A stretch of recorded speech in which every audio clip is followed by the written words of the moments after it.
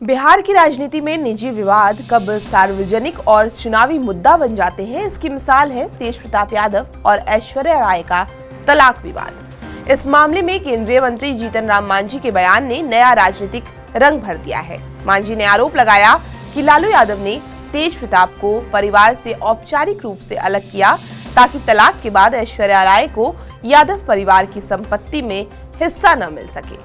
पहले आप जीतन राम मांझी का बयान सुनिए। देखिए, तेज प्रताप जी को निकालना पार्टी और परिवार से एक नाटक है लालू प्रसाद जी का। जब ऐश्वर्या की शादी हुई थी उस समय भी तेज प्रताप किसी लड़की के साथ लिव इन रिलेशन में रह रहा था।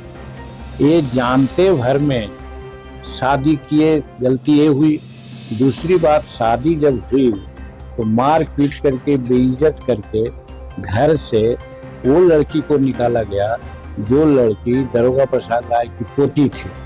तो ऐसा जघन्य काम उस समय किया गया था। लालू जी का जमीन कहाँ चला गया था। तो इसीलिए हम नाटक करते हैं कि अभी कोर्ट में कुछ फैसला आने वाला है, संभवतः ऐश्वर्या के पक्ष में होने वाला है।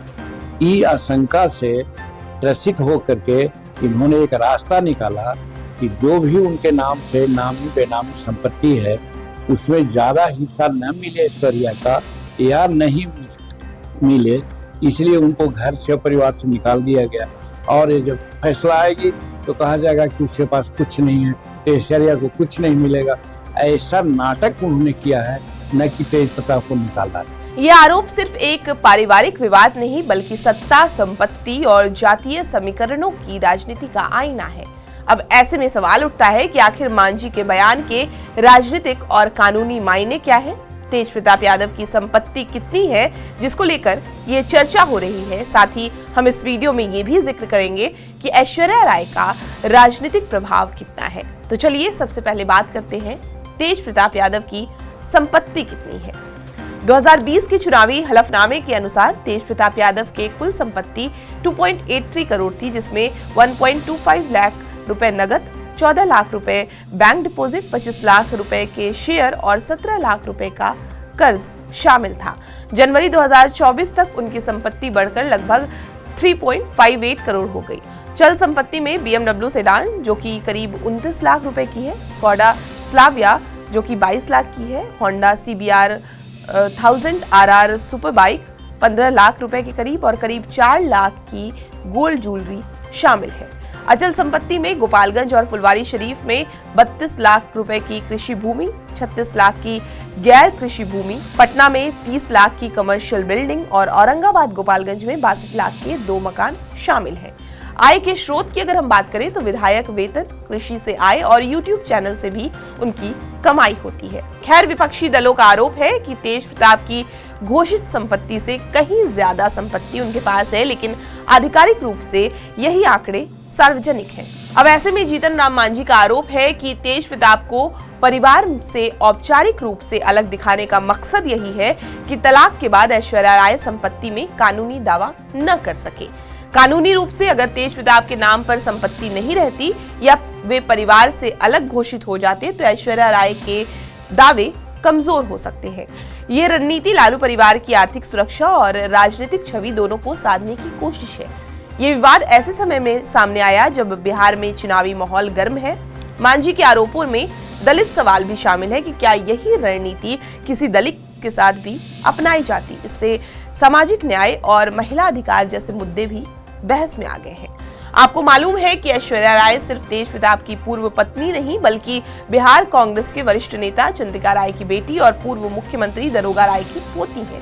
और राजनीतिक गलियारों में चर्चा ये भी है कि बीजेपी और एनडीए ऐश्वर्या राय को चुनावी मैदान में उतारने की रणनीति बना रही है। सूत्रों के मुताबिक उन्हें तेजस्वी यादव के खिलाफ राघोपुर या किसी हाई प्रोफाइल सीट से उम्मीदवार बनाया जा सकता है। 2020 में भी आपको याद होगा कि ऐश्वर्या ने नीतीश कुमार के पक्ष में प्रचार किया था, जिससे आरजेडी को महिला और शहरी वोट बैंक में नुकसान हुआ था। अगर ऐश्वर्या बीजेपी या एनडीए के टिकट पर चुनाव लड़ती हैं, तो ये आरजेडी के लिए बड़ा सियासी झटका होगा, खासकर महिला, सवर्ण और शहरी वोटरों में।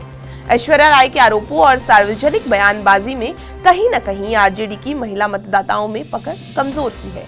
महिला अधिकार समूह, छात्र संगठन और राजनीतिक विश्लेषक ऐश्वर्या राय के पक्ष में खुलकर सामने आए हैं। बीजेपी इस प्रकरण को महिला सम्मान और परिवारवाद बनाम न्याय के मुद्दे के रूप में बुनाने की कोशिश कर रही है। आरजेडी और तेजस्वी की नैतिक छवि को भी इस विवाद से नुकसान हुआ है, खासकर तब जब पार्टी सामाजिक न्याय और महिला सशक्तिकरण का दावा करती है।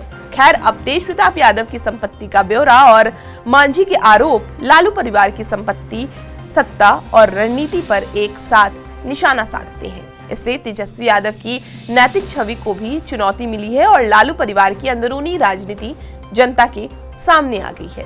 तो ऐसे में देखना ये दिलचस्प होगा कि तेज प्रताप विवाद का राजनीतिक फायदा किस पार्टी को मिलता है। आपको ये पूरी जानकारी कैसी लगी, हमें कमेंट करके जरूर बताएं और बिहार की तमाम खबरों के लिए आप हमारे साथ बने रहें और देखते रहें TV9 बिहार झारखंड।